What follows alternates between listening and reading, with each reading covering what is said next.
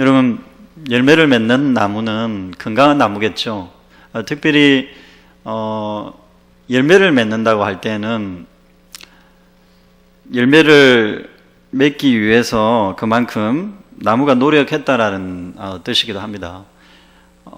저는 이제 시골에서 좀 자랐기 때문에 열매가 어떻게 맺히는지 그 과정을 지켜볼 때가 많이 있었어요. 채소라든지 예를 들면 야채 같은 그 토마토를 기른 적이 있는데요. 토마토가 이제 열매를 맺으려면 어릴 때부터 물을 열심히 줘야 됩니다.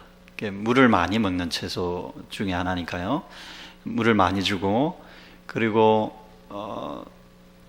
꽃이 필 때 주의해야 합니다. 꽃이 필 때 어떻게 이제 암수와 암술과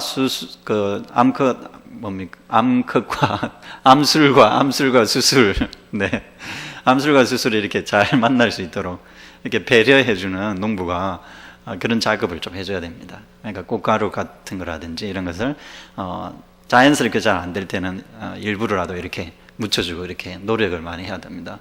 그리고 좀 어느 정도 열매를 맺기 위해서는 좀 따뜻하게 때로는 해주기도 해야 되고요. 그래서 이런 그 정성이 들어갑니다. 그 농부가 농사를 지을 때요. 그런데 그 야생에 있는 나무들을 한번 생각해 보십시오. 야생에 있는 나무들도 그냥 자라는 것 같아 보이지만 사실 자기들 나름의 이제 각고의 노력을 하고 있다고 볼 수 있습니다. 그러니까 특히 이제 가장 중요한 거는 이제 뿌리를 잘 내리는 거죠. 겉으로는 잘 보이지 않습니다만은 뿌리를 잘 내려서 어디까지 이제 수분을 어느 정도 공급할 것인가 하는 거는 그 나무가 생존하는 것뿐만 아니라 나중에 이제 열매를 맺을 때 아주 중요한 그 자기 상태를 유지하는 아주 중요한 관건이라고 할 수가 있습니다. 그러니까 뿌리를 잘 내리고 수분을 충분히 공급을 해주는 그 상태가 돼야 되는 거죠. 여러분, 하나님의 나라의 열매를 맺는다고 할 때 그 조건은 뭐겠습니까? 하나님 나라의 열매는 어떻게 맺을 수 있을까요? 그리고 그 하나님 나라의 열매라는 것은 무엇일까요? 그 오늘 말씀에서 그 하나님 나라의 열매에 대한 이야기가 나옵니다. 특히 그 포도원에 무화과 나무를 심은 이야기를 예수님께서 비유로 하십니다. 이 비유는 여러분 앞뒤 문맥을 잘 살펴봐야 됩니다. 하나님의 말씀을 읽을 때 우리가 그 부분만 딱 읽으면 제대로 해석하기가 좀 힘들고 앞뒤 문맥을 잘 살피면서 이게 왜 여기서 등장하는지를 이렇게 물을 수 있어 합니다. 한번 살펴봅시다. 포도원에 무화과 나무를 심는 것은 유대인에게 있어서 아주 일반적인 방식일까요? 아니면 좀 흔하지 않은 방식일까요? 어떻게 생각하십니까? 자, 힌트가 있습니다. 그 뒤에 비유해 보시면, 뒷부분에 읽었던 비유해 보시면 예수님께서 비유 하나를 더 하시죠. 8절 쪽에 보시면요.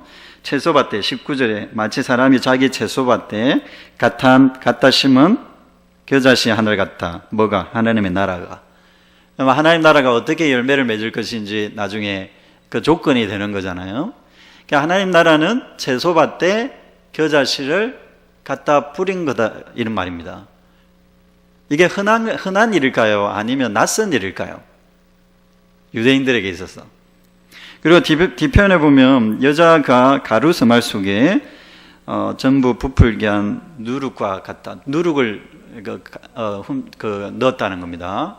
밀가루에 누룩을 넣었다는 겁니까? 흔한 이야기일까요? 흔하지 않은 이야기일까요? 다시 이제 돌아옵니다. 포도원에 무화과 나무를 심었습니다. 상식적인 일일까요? 아니면 좀 드문 일일까요? 이제 이 본문을 해석할 때 상당히 중요한 겁니다. 근데 우리는 그런 질문을 잘 안 하죠. 하나님의 나라의 열매를 맺는다라는 것을 얘기할 때 이 부분에 대한 해석이 상당히 중요한 열쇠가 됩니다. 설명을 들어보겠습니다. 답은 제가 질문을 드렸다라는 것은 여러분들이 눈치 빠르신 분들은 다 이제 파악을 하시겠지만 흔하지 않은 일입니다. 포도원에 무화과 나무를 심었다는 건 흔하지 않습니다. 두 가지 이유 때문에 그렇습니다. 하나는 유대인들은 가능한 한 범위의 어떤 일정한 범위의 밭에 두 가지 식물을 심지 않습니다. 그게 구약에 나와 있습니다. 구약 말씀에 밭에 여러 가지 종자를 뿌리지 마라, 한 밭에. 그래서 물론 이제 고랑 예를 들어서 밭이 이렇게 있는데요. 이쪽에 있는 밭과 저쪽에 있는 밭이 이제 분리가 되어 있을 경우에는 다른 씨앗을 뿌려도 됩니다. 그런데 이 한 밭 안에 또 같은 영역 안에 다른 씨앗을 뿌리면 안 됩니다. 그게 이제 유대인의 관습입니다. 왜 그러냐면 유대인들은 뭔가 이렇게 섞이는 것을 싫어했어요. 그러니까 하나님께서 하나님의 백성으로서 거룩한 삶을 살기를 원하셨기 때문에 유대인들은 하나님의 말씀 앞에서 순결하고 정결한 사람으로 살아가는 그런 정체성을 가지고 있었습니다. 그래서 하나님의 나라의 백성이라고 자기들이 자부하면서 다른 이방인들과 유대인들을 구분을 하려고 하는 그런 습관이 있었다는 겁니다. 그것이 일상생활에서 실천이 되어야 했어요. 그래서 가능하면 불순한 것 있잖아요. 또는 혼합되어 있는 거. 그러니까 뭔가 끼어 있다든지, 끼어 있다라는 것은 찌꺼기 같은 게 끼어 있는 것은 이제 불순물이 끼어 있다라는 것이고, 그러니까 순도가 좀 낮은 걸 의미하는 거죠. 순도가 낮은 거라든지, 아니면 뭔가 혼합이 이루어져 있다든지, 섞여 있는 거 있잖아요. 그러니까 미래 조를 섞는다든지, 우리 한국 사람들은 그렇게 섞는 걸 좋아하잖아요. 우리나라 풍습은 사실 섞는 것이 아주 중요한 풍습 중에 하나거든요. 그 보름이 되면 그 잡곡밥을 먹잖아요. 그런데 여러 가지 잡곡밥을 조를 먹기도 하지만 그게 찹쌀을 섞기도 하고, 그리고 또 다른 곡물들을 넣어서 이렇게 섞어서 하는 이 혼합물을 좋아하는 민족입니다. 우리나라는. 그런데 이제 유대인은 그런 음식을 보면 끔찍해 합니다. 왜냐하면 어떻게 이런 잡것들이 서로 섞여 있냐 이렇게 되는 거예요. 그래서 가능한 하나님의 백성이라는 이미지 속에는 어떤 생각들이 있었냐면 다른 사람들과 구분을 시켜서 자기가 얼마나 뛰어난지, 그리고 자기가 얼마나 깨끗한지, 자기가 얼마나 정결한지, 하나님 앞에 얼마나 거룩한지 이렇게 보이려고 노력했습니다. 그래서 차별성을 두려고 했던 거죠. 차별성을 두려면 어떻게 하는 게 제일 좋은 방법입니까? 섞지 않는 게 제일 좋은 방법이거든요. 그래서 이 밭에는 밀만 뿌리고 저 밭에는 또 채소만 키우고, 그 다음에 저 밭에는 또 포도나무가 흔했으니까요. 나무를 심고, 저쪽에서는 무화과나무를 심고, 그렇게 합니다. 그래서 유대인들이 섞는 것을 싫어했는데 이 밭에는 다른 이질적인 나무가 들어가 있는 거예요. 포도나무가 있는 포도원에 뭘 심었다고요? 무화과나무를 심은 겁니다. 흔하지 않은 겁니다. 자, 그 다음 두 번째 이유는 포도나무와 무화과나무는 팔레스타인의 아주 흔한 식물 중에 해당됩니다. 그런데 어떤 나무가 더 흔할까요? 저도 가보지를 않아가지고 확실한 답이지 않을 수도 있지만 무화과나무가 흔합니다. 또 무화과나무는 길거리에서 이렇게 볼 수 있는 나무들입니다. 그래서 무화과나무는 어디를 가더라도, 팔레스타인 지역에서 어디를 가더라도 만날 수 있는, 어떤 동네에 들어가면 만날 수 있는, 그러니까 동네 어귀에 무화과나무가 서 있다든지. 여러분 삭개오 비유 아시죠? 삭개오가 예수님께서 동네로 들어오셨는데 삭개오가 무화과나무에 올라갔다라는 그런 이야기가 있잖아요. 그거는 이제 어떤 과수원에서 기르는 나무가 아니라는 뜻입니다. 길거리에 흔히 볼 수 있는 나무입니다. 그런데 포도나무는 집에서 집 정원이라든지 아니면 과수원을 만들어서 기르는 식물 중에 하나입니다. 그래서 상대적으로 무화과 나무는 길거리에 흔한 나무고, 우리가 우리나라에서 감나무를 보듯이, 우리나라 감나무 흔하잖아요. 감나무를 보듯이 흔하고, 그 다음에 감나무와 좀 비슷한 나무 중에 밤나무가 있어요. 우리나라에 밤나무도 흔합니다. 그런데 약간 종류가 다르죠. 뭐 어떤 점에서 다르죠? 감나무, 물론 감나무도 요즘 가수원으로 하긴 하지만 옛날에는 집집마다 보통 이렇게 감나무가 보통 있었죠. 근데 밤나무는 산에 가면 흔하게 볼 수 있습니다. 근데 감나무에 비해서 사실 이렇게 모여 있는 경우가 많죠. 포도나무가 이제 그렇다고 생각하시면 되겠습니다.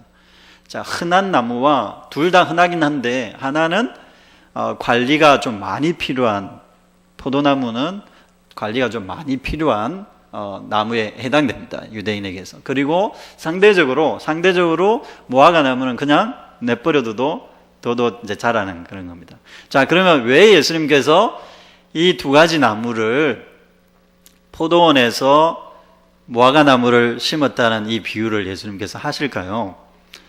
그거는 이제 의미가 들어있는데요. 앞에 나오는 말씀으로 한번 해석을 먼저 해보겠습니다. 그 갈릴리 사람들의 피를 제단에서 빌라도가 뿌렸다는 이야기가 나옵니다. 이거는 무슨 말이냐면, 갈릴리 사람들이 그 본디오 빌라도, 그러니까 로마의 식민 통치를 받고 있었던 유대인들이 항거를 한 겁니다. 그러니까 항쟁 운동을 한 거예요. 로마가 유대 사회를 지배하고 있었는데, 갈릴리는 유대 사회 중에도 북쪽에 해당되는 곳이고, 그 북쪽은 우리나라로 치면 이제 만주 같은 지역이에요. 그 독립운동이 주로 많이 일어났던 지역입니다. 그래서 만주 같은 지역에 북쪽에 해당되는 거고요. 그리고 밑에 보면 실로암이라는 망대가 나오잖아요. 실로암 망대는 어디에 있느냐 하면 예루살렘에 있습니다.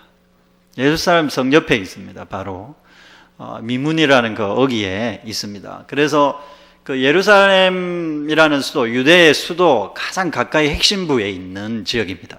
갈릴리는 상대적으로 외부에 있는 지역이고, 유대사에서 실로암은 예루살렘이라는 그때 당시 수도이죠.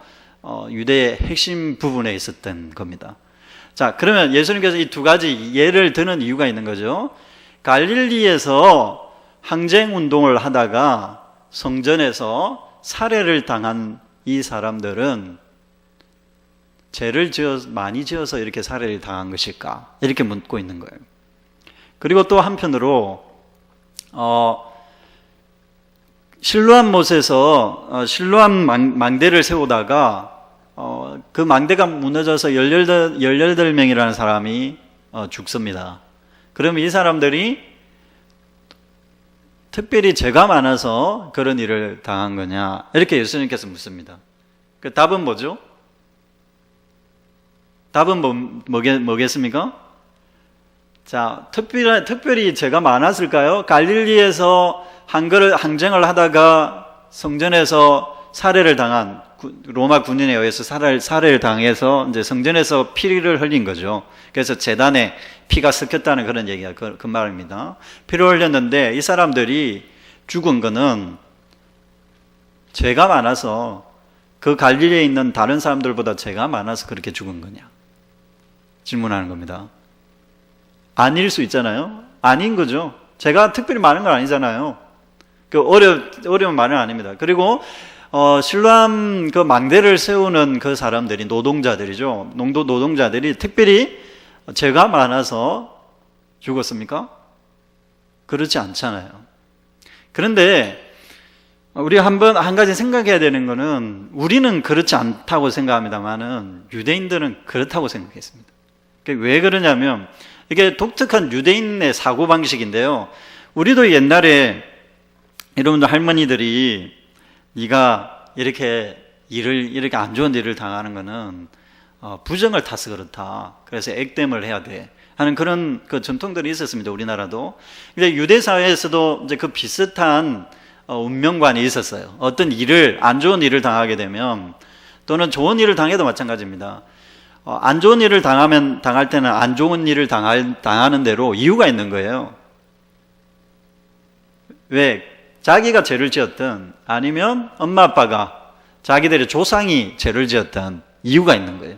그래서 어떤 이유든 죄를 지은 사람이 있기 때문에, 원인이 있기 때문에 이 일이 발생한다, 이렇게 생각한 거예요. 아니 뗀 굴뚝에 연기 나겠느냐 하는 식의 이제 그런 생각인 거죠. 네가 이 일을 당하는 거는 원인이 있었던 거다, 이유가 있었던 거다. 자, 이런 사고방식이 우리에게도 익숙합니다, 여전히. 그죠? 물론 이제 과학 시대를 우리가 살아가고 있습니다만은 우리 스스로 이렇게 생각합니다. 어떤 가난한 사람들이 있으면 가난한 사람들을 바라보는 우리의 시각이 어떻습니까? 저 사람은 성실하게 살지 못해서 저렇게 가난한 거야, 이제 이런 판단을 우리가 하죠. 그리고 얼굴에 주변에 사람들을 잘 못 사귀는 사람들, 이런 분들을 한번 보면 저 사람은 인격이 문제가 있어서 사람을 못 사귀는 걸 거야. 그리고 재능이 없는 분들, 일을 이렇게 할 때도 이렇게 능력껏 하지 못하시는 분들 있습니다. 그러면 그거는 원래 좀 뭔가 모자라서, 저분이 뭔가 모자라서 저러는 걸 거야 하는 그런 사고는 우리의 일상생활에서 흔히 우리가 하는 판단들입니다. 어떤 사람을 판단할 때도 그렇고 어떤 일을 판단할 때도 그렇습니다. 그러니까 원인이 있다고 생각하는 경향이 있다는 겁니다. 자, 옳은 일일까요? 예수님께서 이 부분을 일부러 이렇게 말씀하시는 이유가 있습니다. 그거는 하나님의 나라의 열매는 그런 것과 다르다라는 겁니다. 하나님 나라의 성격은, 하나님 나라의 가치는 그런 가치관하고 다르다라는 말씀을 하려고 하는 겁니다. 자, 이렇게 한번 접근해 봅시다. 갈릴리에서 죽었던 사람들이 어떤 사람일까요?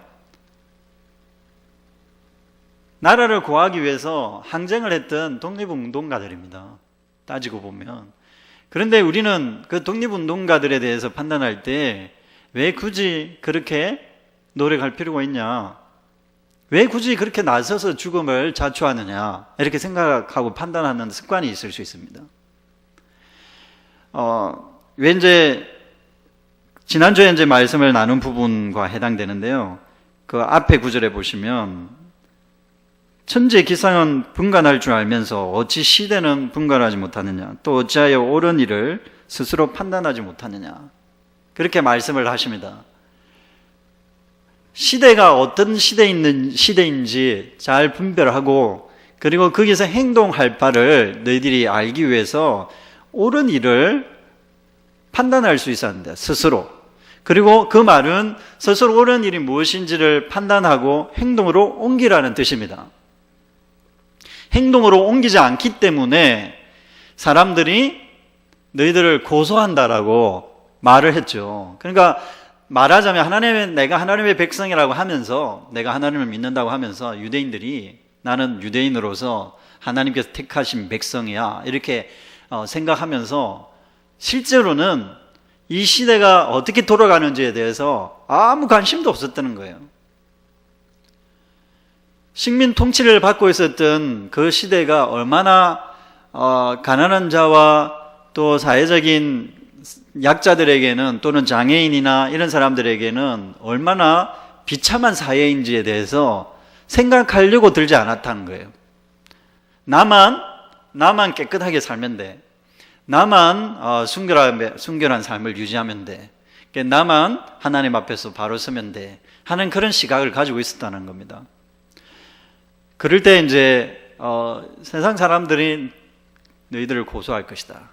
말하자면 이방인들이 너 유대인이라고 하는데 유대인이라는 것이 과연 뭐냐, 하나님의 나라의 선민이 된다는 게 과연 뭐냐, 너가 그렇게 그 꼴로 살아가는데 하나님의 백성이라고 할 수 있냐, 이제 그렇게 누군가가 고소할 거라는 거예요. 우리의 삶을 판단하는 사람이 있을 거라는 겁니다. 유대인들의 삶을 판단하는 사람이 있을 거라는 겁니다. 외식하는 삶을 사는 사람들에 대해서 누군가가 나타나서 판단할 사람이 있을 거라는 겁니다. 이게 이제 하나님 나라와 관련해서 중요하게 이제 생각해 봐야 되는 지점이라고 볼 수 있습니다. 포도원에 무화과 나무를 심었습니다. 근데 무화과 나무가 열매를 못 맺었어요. 자, 이건 약간 이제 다른 각도에서 접근해 볼 수 있습니다. 포도는 성경에서는 포도원이라 이렇게 하면 세상을 뜻합니다.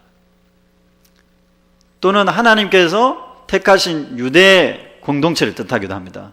그러니까 맥락에 따라서 약간 다르게 해석되는데요. 여기에서는 유대 공동체를 의미하기도 하지만 사실은 두 가지 이중적인 의미를 다 가지고 있습니다. 세상을 뜻하기도 합니다. 그래서 세상을 뜻한다면 어떻게 해석할 수 있을까요? 포도원에 특별히 포도원 이 세상에 무화과 나무 같은 유대 사회를 하나님께서 심으셔서 하나님의 백성이 어떻게 살아가야 되는지, 하나님의 백성들 어떻게 열매를 맺어야 되는지 특별히 대우하겠다는 겁니다. 그래서 무화과 나무를 이 세상에 심어서 유대인들을 선택해서 유대인들에게 특별히 하나님께서 은혜를 베푸셨죠.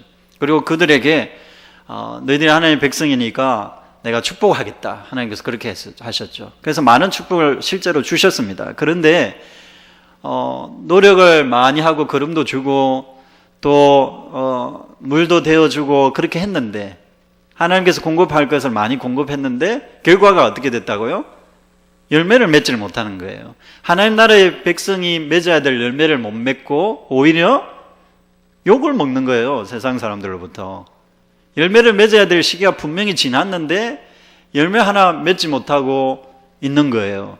포도원 거기 동산에 포도들은 열매를 주렁주렁 열면서 풍요로워지고 있는데, 그나마 자기들 나름대로 행복한 삶 또는 아름다운 삶이 어떤 것인지, 이상적인 사회가 어떤 것인지를 고민하면서 만들어가고 있는데, 정작 하나님의 백성들인 유대인들은 해답을 주지 못하는 거예요. 오히려 해답을 주지 못할지언정 어떻게 되고 있다고요? 자기들 꼴이 말이 아닌 거예요. 열매를 내지 못하고 있는 거죠. 그 부분에 대해서 예수님께서 지적한다고 볼 수 있습니다. 또 다른 한편으로는 이 포도원 내에 심겨진 이 무화과는 사실 특별한 대우를 받는 자들을 뜻하기도 합니다. 여러분, 하나님께서 우리를 특별하게 대우하신다는 측면에서 어떤 점에서는 우리에게도 적용해 볼 수 있는 말씀입니다. 단지 유대인에게만 해당되는 게 아니라 우리가 은혜로 구원을 받았고 은혜로 하나님의 구원을 선물로 받았잖아요. 공짜로. 예수 그리스도를 믿기만 하면 우리가 하나님의 백성이 되는 그런 자리로 우리가 들어갈 수 있습니다. 그래서 실제로 우리가 그런 자리에 와 있고 하나님의 백성이 되었죠. 도저히 그 포도원에 들어갈 수 없는 유대사회라고 보는 관점으로 해석을 해보는 겁니다.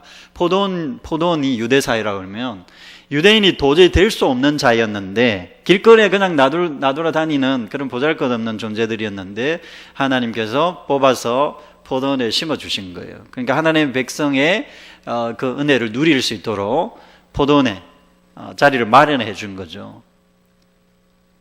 여러분, 우리는 하나님의 선택을 받았습니다. 하나님의 은혜를 누리는 자입니다. 그리고 하나님의 나라의 그 경험들을 할 수 있는 자들입니다. 그런 환경을 하나님께서 만들어 주셨어요. 그런데 정작 어떻습니까? 그 풍요로움을 우리가 경험하지 못할 뿐만 아니라 문제는 뭡니까? 열매를 못 맺는다는 겁니다. 열매를 맺지 못한다는 겁니다. 조건이 좋지 않았을까요? 그렇지 않습니다. 포도나무의 다른 포도들은 열매를 맺은 것으로 볼 수 있습니다. 이 자세하게 기록이 되어 있지는 않지만 무화과 나무가 열매를 못 맺었다는 거죠. 그러면 상대적으로 다른 포도나무들은 열매를 맺었다는 얘기가 되겠죠. 다른 포도나무들은 열매를 많이 맺고 있는데 정작 하나님의 은혜를 더 많이 누리고 있는 우리들이, 하나님의 백성들이 열매를 못 맺는다. 그랬을 때 하나님께서 항상 우리의 삶을 보호해 주실까 하는 질문을 여기서 할 수 있습니다. 물론 하나님께서 우리를 구원하실 때 그냥 내가 너를 구원해 줄 테니까 이제 네가 알아서 하라, 그런 식으로 우리를 대하지는 않습니다. 내가 너를 구원했으니까 이제 네 책임이다, 네가 다 이제 총대 메고 네가 알아서 다 해야 된다. 이게 이렇게만 보시는 건 아니죠. 우리를 구원하실 때처럼 애절하게 우리의 삶을 보살피시고 우리의 삶에 필요한 것들을 공급하시고 그리고 아플 때는 아픈 대로 고민할 때는 고민한 대로 그 처방들을 주십니다. 그래서 그때그때 하나님 백성들이 살아갈 수 있는 필요한 양식들이 있죠. 그게 이제 걸음을 주는 겁니다. 걸음을 주는 비유로 되어 있는 거죠. 걸음을 주십니다. 그런데 정작 그 혜택을 다 누리고 하나님께서 구원만 해주고 그냥 옮겨 심고 그냥 끝난 게 아니라 걸음도 계속 주시는데 열매를 못 맺을 때 이제 그게 문제가 되는 거죠. 그럼 열매를 맺는다라는 게 뭐겠습니까? 하나님 나라의 열매는 어떤 열매를 맺는 것일까요? 이 부분을 좀 분명하게 살펴봐야 합니다. 먼저 이제 이 구절에 나오는 이 뒤에 나오는 말씀을 살펴볼 수 있어야 합니다. 앞에 이제 맥락에서 좀 해석을 했잖아요. 그 뒤에 부분을 좀 해석을 해보겠습니다. 어떤 거냐면 예수님께서 안식일에 해당에 들어갔습니다. 해당에 들어가서 귀신 들린 여자, 그것도 귀신 들릴 뿐만 아니라 두 가지 그 문제가 있었습니다. 귀신 들리고 하나는 신체적으로 좀 문제가 있었습니다. 어떤 문제냐면 등이 심하게 굽어 있었어요.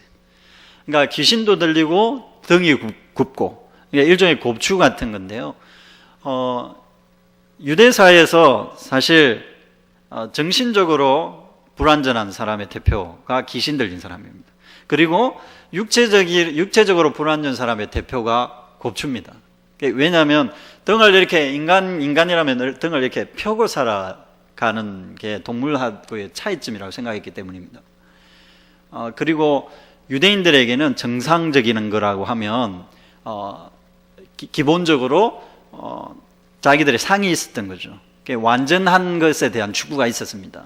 그러니까 인간이라면 제대로 볼 수 있어야 되고, 그리고 제대로 들을 수 있어야 되고, 그리고 제대로 말할 수 있어야 되고, 제대로 육체적인 기능이 작동할 수 있어야 합니다. 손은 손대로, 그리고 발은 발대로, 그리고 그 내장 있잖아요. 육체 속에 있는 내장들은 내장대로 제대로 작동을 할 때 건전하고 온전하다라고 이렇게 생각했습니다. 근데 거기서 하나만 문제가 생겨도 불구가 되는 거예요. 불구가 되어도 장애인 취급받게 되고 그 장애인들은 다 불완전한 인간인 거예요. 18년 동안 이렇게 알았다는 것은 거의 성년이 되는 나이가 13세니까 13세 하고도 성년이 된 이후에도 계속 그 5년 정도 더 추가를 해서 그만큼 알았다는 것을 의미하니까 상당히 그 긴 시간이라고 할 수 있습니다. 귀신도 들렸죠. 육체적으로 불완전하죠. 그러면 유대인들이 좋아할 리가 없죠. 그래서 거의 100% 이런 사람들은 어디서 생활을 하냐면 길거리에서 동냥을 합니다. 동냥 아시죠? 동냥 이렇게 한 푼 줍시오 하면서 그 뒤에 가족들이 있죠. 동냥을 시키는 거죠. 나가서 동냥을 시키고 길거리, 길오기 또는 성전 앞에 또는 성문 앞에 이렇게 모여서 이런 사람들이 동냥 구걸을 합니다. 자, 그러면 사람들이 지나가면서 한 푼, 두 푼 이렇게 던져주면서 자기들의 덕을 과시를 하는 거죠. 내가 선행을 베풀었다.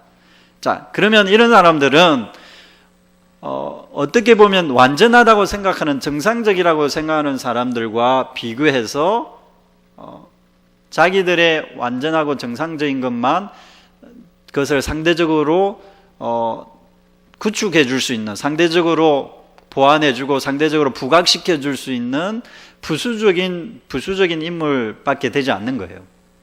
무슨 말인지 이해하시겠어요? 예를 들면 장애인이 있다고 해봅시다. 장애인에게 선행을 베풀므로써 그래 나는 장애인이 안 되게 해주셔서 감사합니다. 하나님께 이렇게 기도한다든지 그런 경우 있잖아요. 귀신 들린 사람들 보면서 내 정신이 분명하게 해주시고 내가 영적으로 하나님 앞에 바로 설 수 있도록 해주신 것 감사합니다.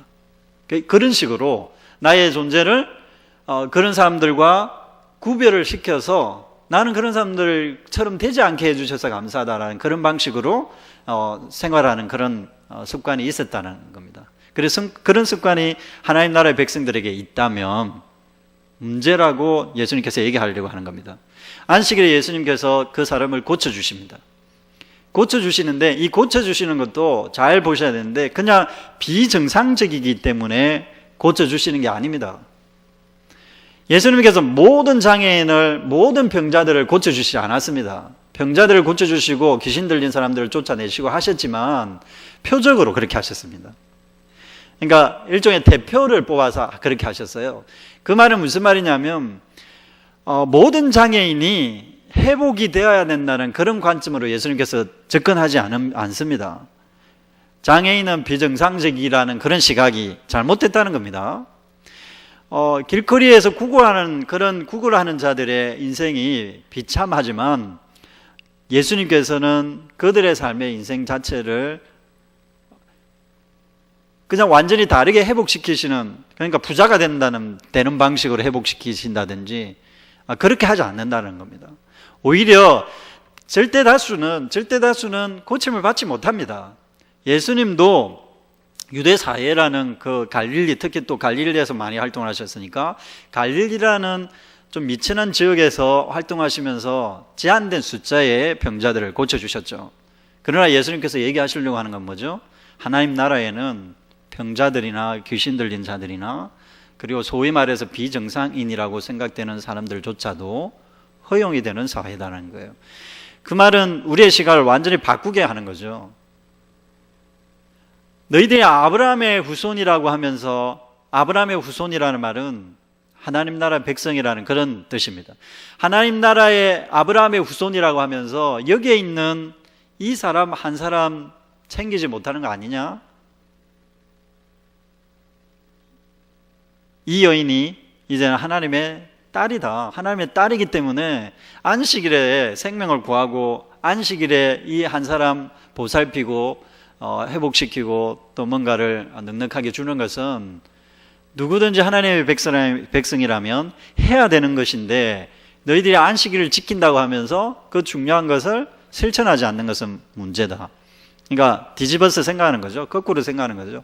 안식일에 뭐 하는 거죠? 안식일을 지키는 자체가 목적이 되어 있다는 거예요. 그러니까 하나님의 백성의 본질을 잃어버렸다는 뜻이죠. 하나님의 나라의 백성들은 안식일에 뭘 합니까? 치유가 일어나도록 해야 되는 거죠. 하나님의 나라에서 배제당했던 자들이 이 안식의 자리로 들어올 수 있도록 개방을 해야 되는 거죠.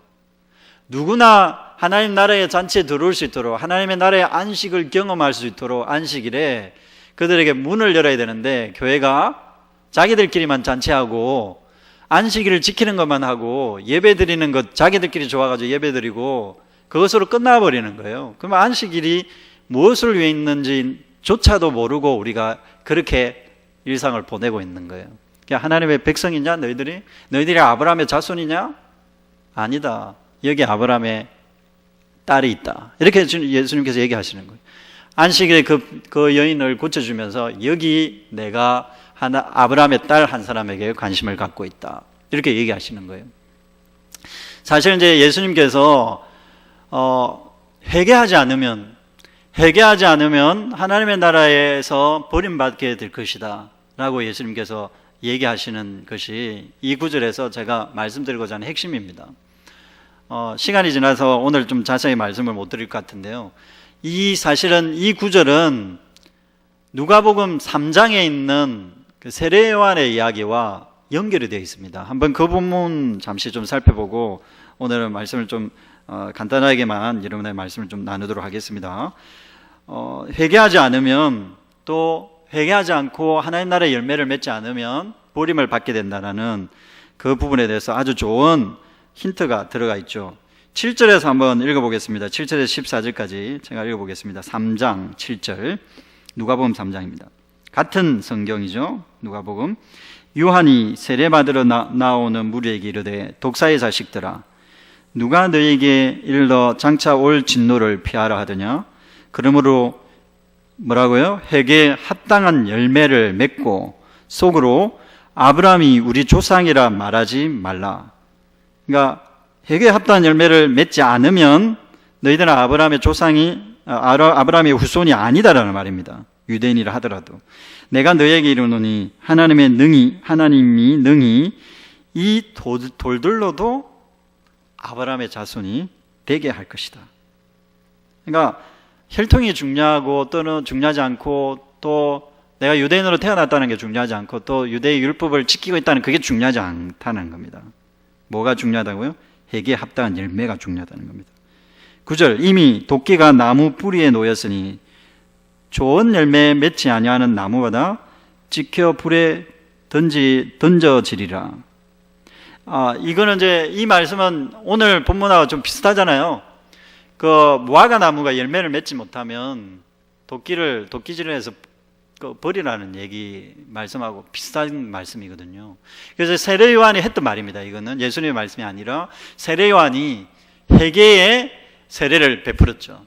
너희들이 하나님께 돌아오지 않으면 아무리 혈통으로 하나님의 백성이라 하더라도 그 다 꽝이라는 겁니다.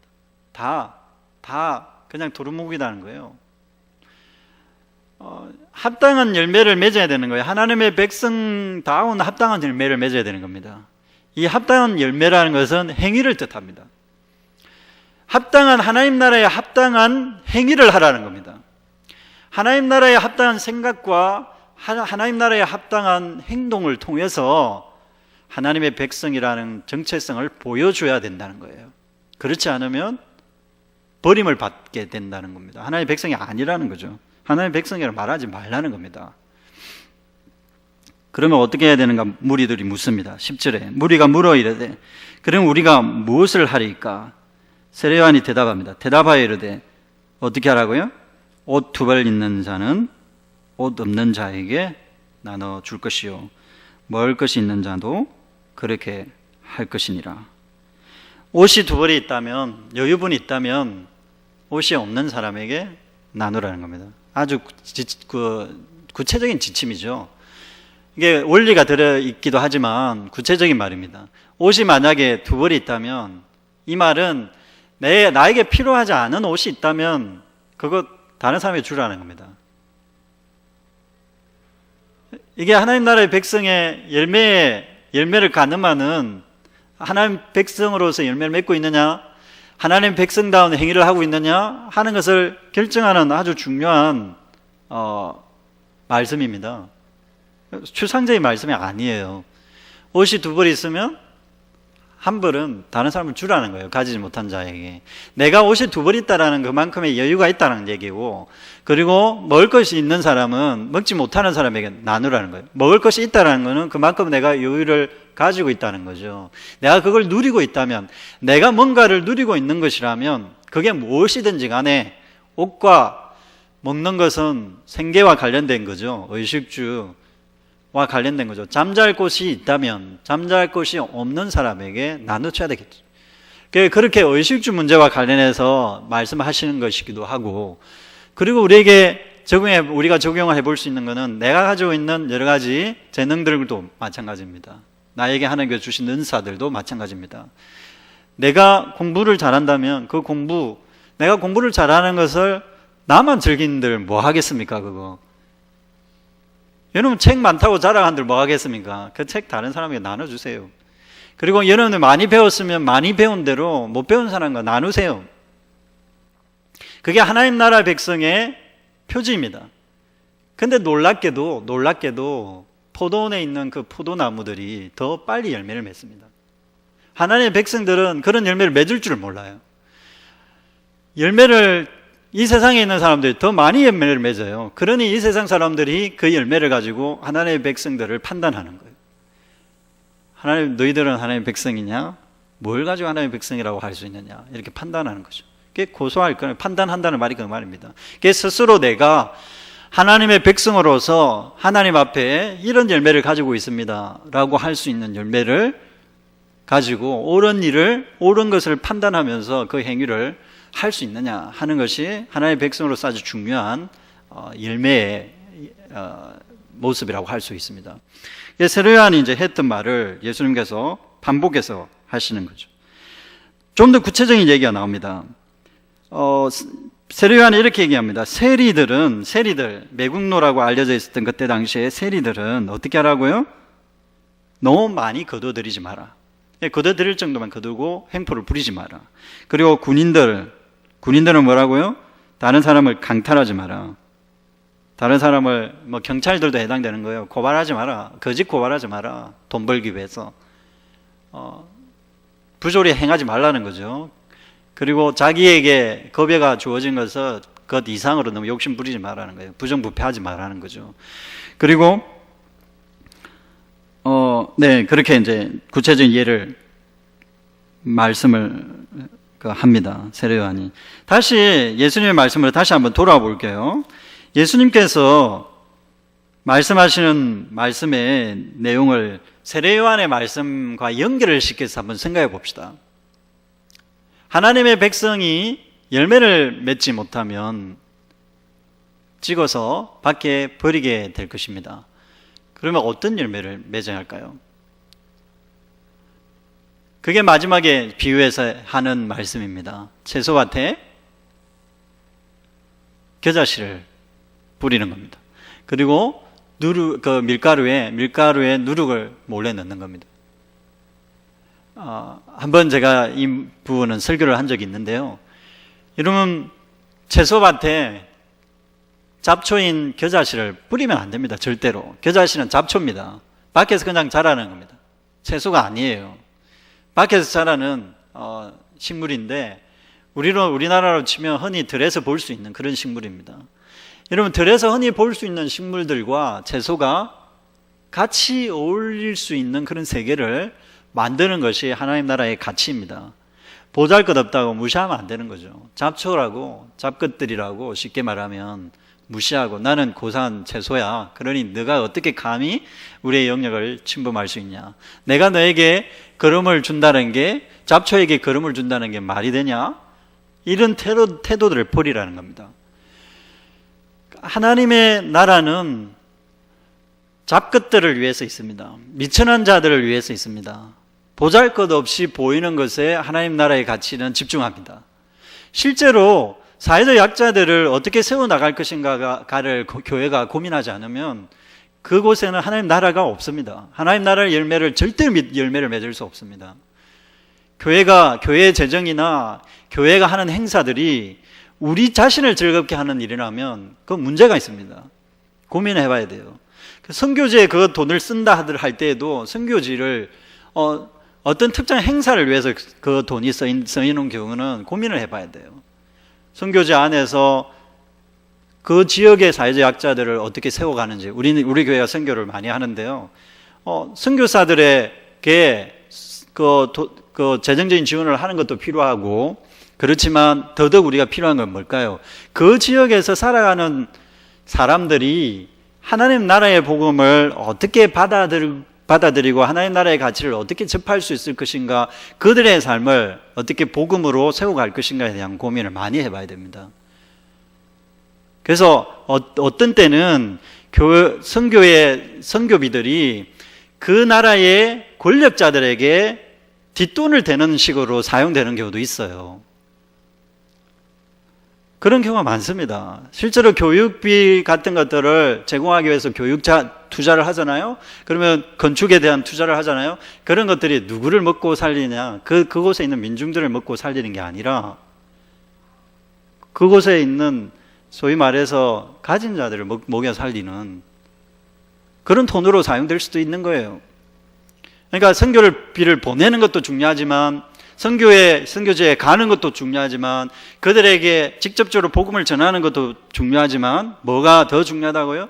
하나님의 백성의 가치를, 하나님의 복음의 가치를 그들에게 혜택을 어떻게 나눠줄 것인가.